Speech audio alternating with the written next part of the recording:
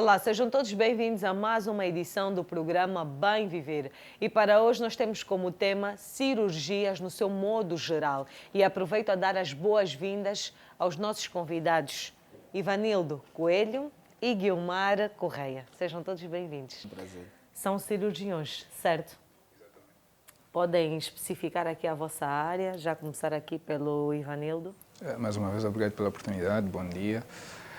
Eu sou cirurgião geral, né? Sou praticamente abarca quase tudo que é a cirurgia, ou quase todas as áreas cirúrgicas, passamos por tudo um pouco, que é urologia, angiologia, cirurgia cardiotorácica, que é a parte do pulmão, coração, esôfago. Não chegamos a fazer neurocirurgia, mas aprendemos alguns procederes de neurocirurgia. E a parte intensiva cirúrgica, é cuidados intensivos cirúrgicos, praticamente. Isto complementa um cirurgião geral. E também ginecologia, uma parte de ginecologia também. Ok. Eu sou cirurgião cardiotorácico. O nosso foco, né? A nossa especialidade é mais o coração, o mediastino e o pulmão, né? E os grandes vasos também. Operamos também o esôfago e em Angola a gente faz de tudo um pouco. Os milagres, né? É verdade. Neste... Então eu posso dizer que eu hoje em dia opero quase tudo um pouco. Ok. Cirurgias do abdômen também faço. Pode-se dizer que a vida do ser humano está em vossas mãos, de certa forma. Sim e não, não é? Acho que é 50% nós, 50% Deus. Exato. E acredito que dá-se mais a Deus, porque assim, Ele põe sempre o manto em cima de nós.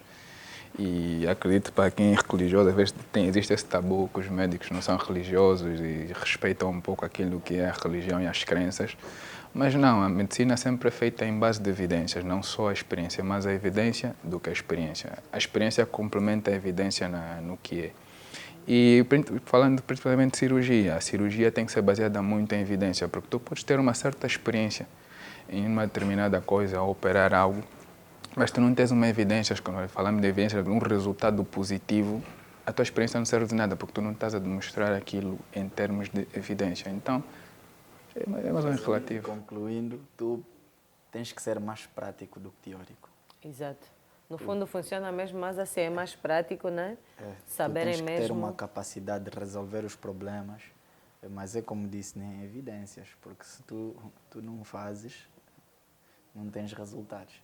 Exato. Bem, nós vamos começar por uma definição. Todo mundo acha que a cirurgia é simplesmente uma abertura do corpo, que é um corte, quer dizer, tudo que é um corte ou uma abertura é uma pequena cirurgia, não sei, mas vocês estão aqui mesmo para especificar e tirar, né, todas as dúvidas daqueles que nos acompanham, até as minhas.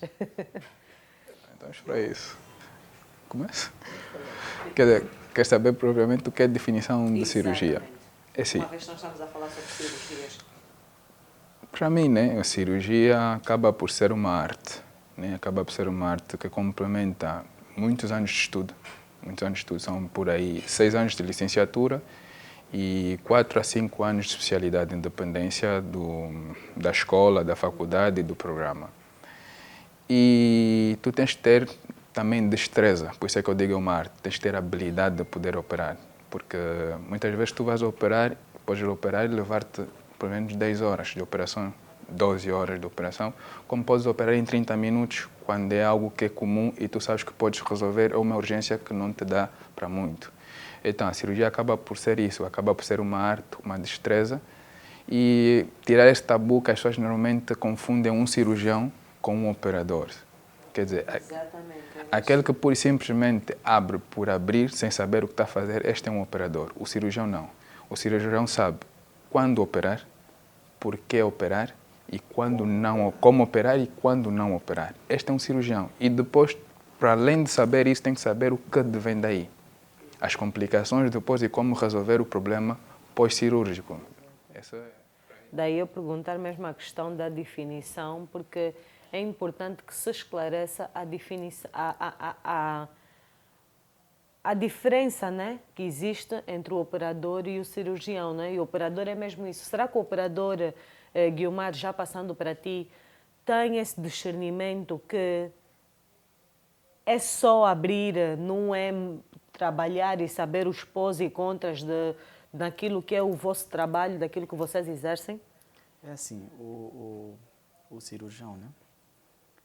Para você chegar à conclusão, como ele disse, como o colega Ivanilo disse, tem que saber quando operar, como operar, por que operar e quando não operar. A gente tem que ter evidências ou tem que se basear, estudar o paciente antes de tu decidir operar. Porque nós já nos deparamos com muitos casos que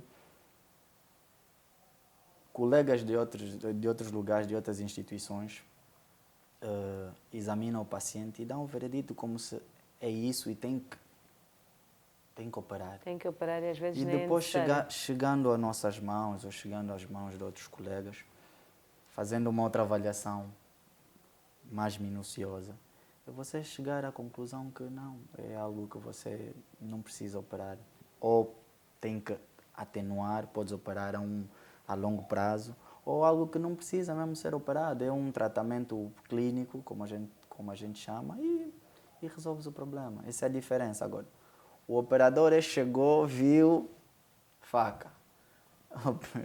E está a abrir, abre, às vezes não fazem condições E aí surgem outros problemas, né, as que acabam depois de complicações chegar às vossas reais mãos, não é? Que já é difícil, chegam complicados, chegam com outras coisas que Com muitas debilidades, não é? Que às vezes vocês também nem conseguem fazer o tal milagre, não é é? muito difícil reverter.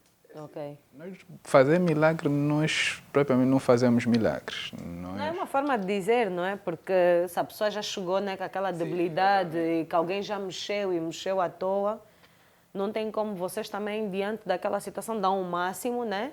Muitas das vezes até corre bem, mas como É assim, depende do estado que o paciente chega. Os cirurgiões não gostam. Nós cirurgiões não gostamos de operar algo que alguém já operou antes, em um curto espaço de tempo, porque você nunca sabe o que vai encontrar. Exato. Você nunca sabe o que vai encontrar. E é difícil, às vezes, tu entrares para uma cirurgia ou para um bloco operatório e tu não saberes o que é que vem à tua frente. É complicado. É complicado. Tem que ser mesmo, como ele disse, tens que ter destreza. Tem que ser alguém. Tem que ter criatividade. Tem que ser criativo também. Se não tens criatividade também. Mas no teu lado, né, que tem a ver com o tórax, né, esses campos aí que só vocês aí que sabem definir bem, há muitas pessoas, nesse caso, há muitos angolanos com problemas cardíacos. Normalmente, quais são as causas, o porquê? Vemos jovens a beberem demais, a fumarem demais, sem saber. Muitos até têm o conhecimento e têm o discernimento, né, que é prejudicial, mas não têm aquele conhecimento de que o que é que pode advir daí. É assim, a maior parte dos problemas cardíacos que a nossa juventude apresenta nesse momento é mais do fórum clínico. Mais do fórum clínico. São poucos do fórum cirúrgico. Ok. Né? Mas tem patologias como endocardites que levam muito à destruição de válvulas cardíacas, Ok. que é um problema que tem que ser resolvido de forma cirúrgica. Também outra Mas coisa. o que é que leva já à cirurgia? É um pulmão já... Depende. Um coração? Depende. Na parte falando de cirurgia torácica, né, do pulmão, o fator fumo, né, desencadeia muitas patologias do fórum cirúrgico. Mas não é só um pulmão mal que a gente vai operar. São várias patologias. Nós temos... Podes citar algumas, Guilmar? Temos bolhas enfisematosas, temos temos, como é que eu posso dizer, temos infecções como empiemas que depois te podem levar ao bloco, temos patologias, tuberculose, depois pós-tuberculose maltratado, curada, exato. e mais outras, são outras, colapsos pulmonares, por cânceres do pulmão, adenocarcinomas, são Fatores eles. como, por exemplo, a sinistralidade rodoviária é um dos grandes problemas para nós, né? Os traumas torácicos. Estes são, normalmente os traumas torácicos são de obrigatoriedade, né? De Os urgência. traumas torácicos têm a ver com as pancadas, não é? Exato. Acidentes, lutas, tiros, facas. Nós englobamos isso tudo em termos de trauma, seja por acidentes, por ferimentos por arma branca, ferimentos por arma de fogo, as agressões e tudo mais. Isso nós consideramos isso como trauma, né? E o trauma torácico ele pode ser aberto ou fechado.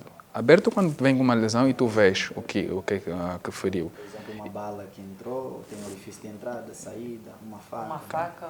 E fechado, por exemplo, tu vês o que nós chamamos de contusão, muitas vezes que é uma vermelhidão, né? Porque pelo cinto de segurança, às vezes pelo volante e tudo mais, a pancada que sofre. Isso normalmente, de certa forma, independente do estado hemodinâmico, né, que o paciente vai apresentar, né? Quer dizer, estamos a falar de como o paciente se apresenta. Se o paciente apresenta-se estável ou não estável. Se apresentar uma instabilidade, para nós isso torna-se uma Mas emergência. isso é em questão de saúde, no caso do Guiomar é um bocadinho mais saúde, né? Como tu operas geral, refiro-me, pronto, há muitas mulheres à procura de tratamentos de, né? Abdomoplastia, lipoaspiração. Aqui é algo que ultimamente tornou-se moda e eu tenho um pouquinho de uma valência em mamas. Tornou-se moda que são as mamoplastias, né? É assim, no aspecto estético, as mamoplastias são muito bonitas de serem vistas, são bonitas de fazê-las, porque a mulher tem que ter a certeza que já não quer amamentar, que já não vai ter filhos. Esse é um primeiro ponto. E depois tem que ter os cuidados quando vai viajar, porque os silicones, muitas das vezes, os silicones são feitos de uma forma e dentro deles vem um líquido. E esse líquido tem uma pressão negativa. Pode inchar, não é? Exatamente. Com as trepidações, isso enche e pode rebentar. E depois daí, a pessoa pode perder a mama, fazer uma mastectomia, porque rebentou o silicone dentro. Então, Mas pode causar a morte também? independência do sangramento, sim. Se tiver um sangramento que te leva a um massivo que te leva a um choque hipovolêmico, Mas há sim. muita gente que também já fez mamoplastia e chegou a amamentar. Isso é um risco, é aconselhável, não? Dependência como se faz a mamoplastia, porque a mamoplastia é feita de duas formas. Tu podes uma delas tirar todo o tecido mamário e implantar no que é o músculo peitoral maior, por debaixo do músculo peitoral maior. Essa, tu tens a certeza que já não vais amamentar. A outra, tu pões, por exemplo, um pouco mais à frente do que é o músculo e que não, quer dizer, quando tu lesas o que é os dutos galatíferos, que são os dutos que dão acesso ao mamilo para amamentar, se tu tens esse lesar isso, não tens como produzir leite. Normalmente Ok. essa é a chamada redução, né? Ok. A cirurgia de redução da mama. Que a gente tenta preservar os dutos, tenta preservar as estruturas que Não tem tantas consequências a redução mamária do que propriamente o aumento. Não. Exato. É totalmente diferente. Ok, e eu por acaso quis saber, há pouco estava a explicar do... Ai, agora, pronto, não sei o termo certo, passou-me, estava a explicar que fazem a abertura. Sim, isso depende, há várias técnicas, é assim, falando propriamente, a cirurgia mamária, hoje ela revolucionou um pouco. Eu queria saber da sensibilidade. A sensibilidade. Há muitas mulheres que depois acabam por perder a sensibilidade. Não A necessariamente. sensibilidade é o tacto, são as células de Langerhans que estão a nível das terminações Mas nervosas. normalmente isso acontece também quando a operação é mal feita. Porque há mulheres que no ato sexual não sentem. Depende da radicalidade do cirurgião. Né? Depende. Depende. Se tu consegues, como é que eu posso dizer? Se tu consegues deixar intacto todas as estruturas necessárias, né, para aquele, sim, principalmente o que é a inervação, né, do órgão, tu não perdes nada. tu não perdes nada. Bem, para vocês, né, o que é importante se fazer antes de uma cirurgia? Quais são os exames, quais são os cuidados? Isso também tem a ver com a alimentação, a vida regrada da pessoa. Por exemplo, eu quero fazer uma lipoaspiração. O que é aconselhável antes? Quais são os exames que eu tenho que fazer? Eu sei que normalmente vocês recomendam ao paciente uma série de exames, desde a anestesia ao sangue, tem que ver se tem alguma doença. Pronto, né? Acho que são esses exames todos que vocês têm que analisar, certo? Numa primeira instância é ver os antecedentes, né? Sempre nós fazemos o que nós chamamos o que é uma anamnese. Toda a consulta de um médico, seja na urgência ou consulta externa, e principalmente para nós cirurgiões, é fazer uma anamnese. A anamnese conta de vários passos. Tu tens uma história regrada do paciente, é uma história cronológica que o paciente vai te contar. O que é que fez? Os hábitos tóxicos, se consome algum tipo de drogas. Estamos a falar de drogas desde as lícitas até as ilícitas, né? E a história de familiar, de antecedentes familiares, se alguém teve algum tipo de patologia, que podem ser de caráter hereditários, as próprias patologias adquiridas, como hipertensão, diabetes, o câncer e qualquer outro tipo de patologia que o paciente vai apresentar. Por isso é que nós mandamos aquilo que chamam, que, né, que as pessoas às vezes gostam de chamar um check-up completo. Check-up é completo, é que tu mandas fazer tudo isso. Mandas uma série de baterias desde sangue, né? Que pode ser o hemograma, coagulograma, uma creatinina, uma ureia. Diferentes cirurgias, diferentes exames. Exato. Né? Existem aqueles que são lineares, né? que é o padrão. Mas temos aqueles que não são o padrão, né? Que são, por exemplo, ele vai operar uma mama, eu vou operar um pulmão. Temos exames completamente diferentes. Temos alguns exames diferentes. E também o fator idade também. Há exames que em certas idades pedem-se e outros não. Okay. Então é mais ou menos isso. Numa onda de cirurgias, né, por isso é que vocês estão aqui para o tema, nós vemos cada vez mais jovens a fazerem procedimentos estranhos no corpo. Temos o caso das jardas. Eu não sei qual é o procedimento, né, que agora muitas das mulheres, né, estão a fazer a redução da mesma. Eu já ouvi que alguns é com procedimento de seringas, outros mesmo é uma abertura. Não sei se tiram músculos, não sei se tiram alguma coisa. São células adipócitas que tiram, nada mais. É o que chamam de a gordura. O mesmo que faz, por exemplo, se tu fores a fazer uma lipoaspiração no abdômen, tu vais fazer a lipoaspiração, mas não vais fazer a liporredução, né? Que seria outra coisa. Que aí terias que abrir o abdômen. E automaticamente o que vais retirar, voltas a injetar em outro lugar do corpo. Isso vai ter uma massa expansiva, né? O que nós chamamos de hipertrofia. Vai crescer em termos de volume, mas não vai crescer em termos de quantidade. Quer dizer, que as células não vão voltar a reproduzir porque é uma célula morta. Então, para ali, para o organismo, vai ser um corpo estranho. E todo o corpo estranho dentro do organismo leva à infecção. Então, isso que se vê no caso chamam, né, pejorativamente, chamam jardas, né?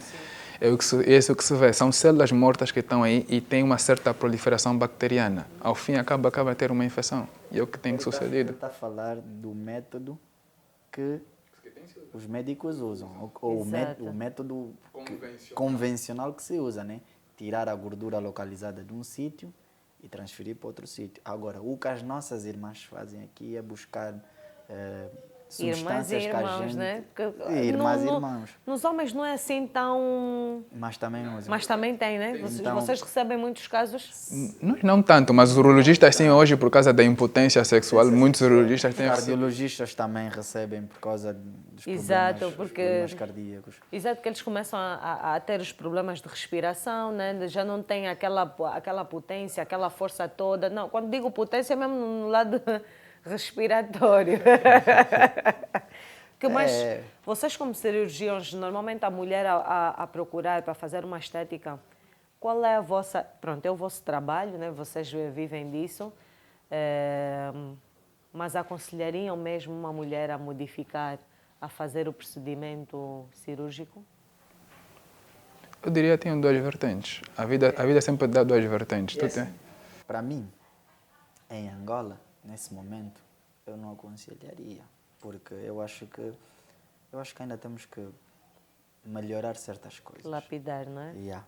Mas eu acho que é necessário às vezes. Tem que avaliar. Às vezes por exemplo, há mulheres que, por exemplo, feliz ou infelizmente, a profissão dela exige que ela faça isso. Porque para dar continuidade à profissão, vamos supor, por exemplo, uma modelo que queira mudar alguma coisa, vamos supor, uma apresentadora, a pessoa quer melhorar a sua autoestima e também, desde o ponto de vista de autoestima, desde o ponto de vista psicológico, aí sim, tu podes melhorar. Há pessoas, por exemplo, que não estão satisfeitas com o seu nariz, querem mudar o queixo e tudo mais. Tu médico tens essa vertente de dizer, olha assim, isso tem vantagens aqui e tem desvantagens aqui. Eu te aconselho até aqui, mas se tu quiseres, podes fazer. Tu assinas um termo de responsabilidade, que realmente assumiste, que a pessoa explicou-te que tudo bem. E deixa, mas sempre nos aconselhamos. Quais são os casos mais complicados que vocês já tiveram? Olha, Cirurgias assim, estéticas ou... Não, no seu geral. olha, são Nele, vários. São inúmeros. relativamente ao coração, né? São torácica. inúmeros, são inúmeros. Quantos anos de trabalho vocês têm já de experiência mesmo, estar a operar no... Eu 2 anos, o Guilmar 3. É assim, eu e o Guilmar operamos quase sempre juntos. Hoje um pouco menos juntos porque estamos em sítios distintos. Mas acho que nós tivemos uma fase, acho que foi nesse período, né? De maio a julho, com mais alguns colegas. No ano passado nós éramos por aí 4, que operamos 181 pacientes. 168 casos em um mês. Mas tudo 168 referente a pacientes mesmo em um problemas mês. ou também essas complicações do Covid, Não, de isso tudo? tudo que estamos a falar não tinha nenhuma cirurgia marcada, era tudo cirurgia de urgência. Meu Deus. Perfuração de febre tifoide. Estamos a falar, não falamos da fase de traumas, não estamos a falar de outro tipo de cirurgia. Eram perfurações intestinais, eram perfurações gástricas, eram necroses do... Era muita coisa. Eram hérnias, era muita coisa. Vocês também têm aquela... Pronto, como toda pessoa, né, fica esgotada. Vocês têm aquele sentimento de chegar a casa, fiz os possíveis, não consegui dormir, deitar, rebolar de um lado para o outro, estudar como vão fazer aquele procedimento, de tristeza também. Eu acredito que vocês sofrem muito. Nós já saímos de casa há 20 horas, estávamos assim num dia a descansar, já saímos os dois de casa porque sonhamos que um paciente não estava bem e dissemos, temos que ir para o hospital, só para ter mais ou menos uma ideia. Nós quase sempre, e principalmente quando tens um paciente muito grave ou quando tens uma cirurgia muito grande, tu, dias antes, assim, um médico nunca deixa de estudar, nunca pode deixar de estudar. Então, tu chegas a casa, é como, por exemplo, vais preparar, um advogado vai preparar uma defesa, tem que estudar. Nós vamos para uma grande cirurgia, vais estudar. Tens um paciente grave, tens que ir atrás. Não só. Uma das exigências também é que as nossas parceiras ou as nossas famílias têm que ser pessoas fortes. Porque houve um dia que eu segui uma miúda, operei ela. Foi algo que eu não gosto de lembrar. E a minha filha tinha poucos dias de vida, tinha nascido naquele momento. E eu, pelo historial, fiquei a saber que ela também tinha um bebê que só tinha 2 meses. E eu sabia que ela não havia de sobreviver ao que foi feito, porque ela foi operada antes em um outro sítio, depois mandaram para nós para operar e quando me deram a notícia que ela faleceu, eu chorei. Chorei bastante mesmo, do nada, foi tipo, É imagino difícil, ainda né? agora, Isso sucede, muitas vezes sim, esse caso. emocionalmente Mas vocês já tiveram nós- assim no ato da operação, né? Ou da cirurgia, o paciente acabar por perder mesmo a vida ali no... Já várias vezes, infelizmente já várias vezes. O que o Gui disse é verdade, eu também já chorei por a primeira, quando eu cheguei a Angola, a primeira perfuração que eu tive, na altura meu filho tinha 2 anos e morreu uma criança que chegou já mal, nem tive tempo para operar e sucede, mas a vida vai, tu às vezes tens que ser forte, mostrar para os outros e... Também tu não podes parar, imagina tu estás numa urgência. Exato. O primeiro que tu operaste, o resultado não foi bom. Tu não podes baixar a cabeça, porque ainda tens mais de 30, 40, 50 pacientes que ainda vão vir para as tuas mãos. Vais fazer o quê? Pelo menos aqui em média, nos hospitais, um cirurgião opera de 7 a 8 casos. Por exemplo, tu ontem estavas de banco, né? Hoje. Exatamente, não, ontem, graças a Deus. Não houve nenhuma operação. Foi tranquilo. Esta semana já operaram alguém? Só esta semana? Não, eu essa semana ainda não. Essa semana ainda não, mas já está marcado alguma cirurgia? Já. Qual é o prazer dessa profissão? Ok, ninguém tem prazer em abrir corpos, não é? Prazer. Mas pronto, é o que vocês escolheram e se vocês escolheram é porque prazer eu têm não gosto. Prazer eu não digo, eu digo que o resultado, depois de tudo, né, é satisfatório. Você ver alguém que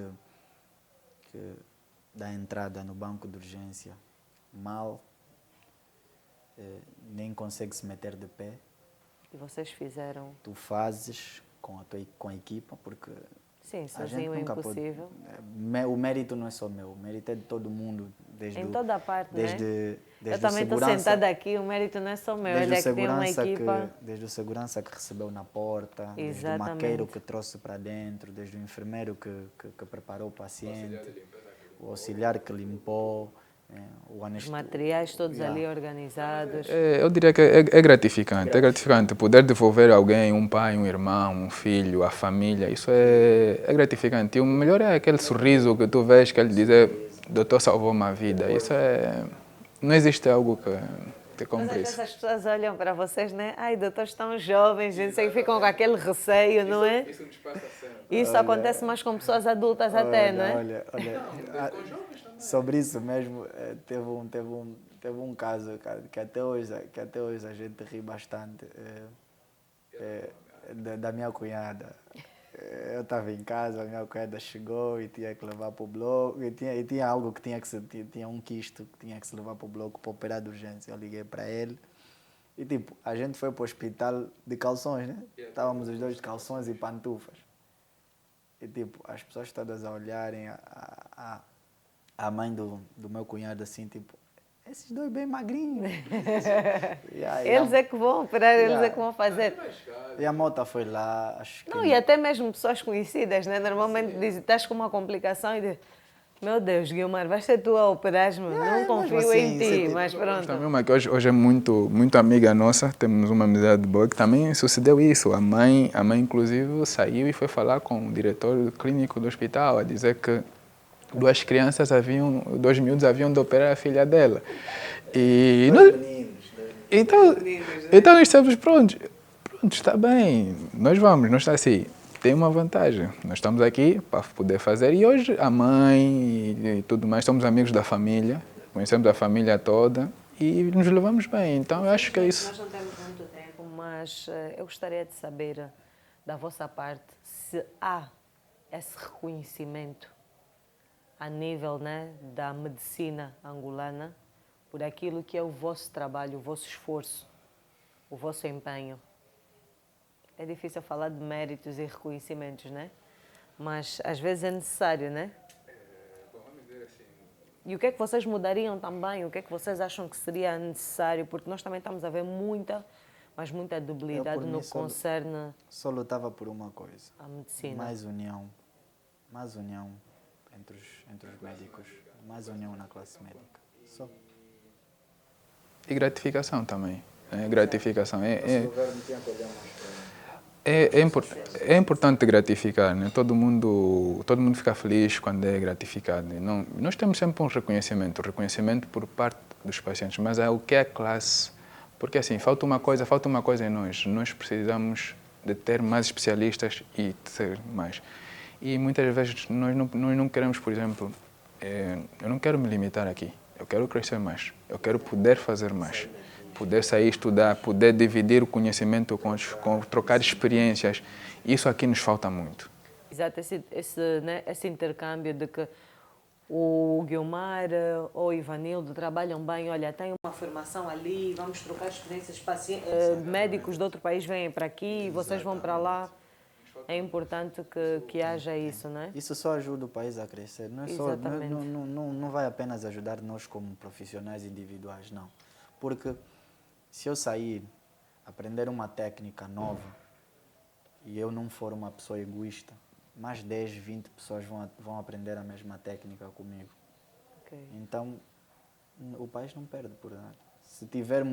Imagina, se tivermos 50 pessoas, 50 médicos nos hospitais públicos a fazerem lipos, né? Lipos e implantando essa gordura que tirou do abdômen para a nádega, não vamos diminuir muito o número de mulheres que vão lá comprar substâncias que você não sabe qual que substância é essa que vai aplicar. Exatamente. E diminuímos o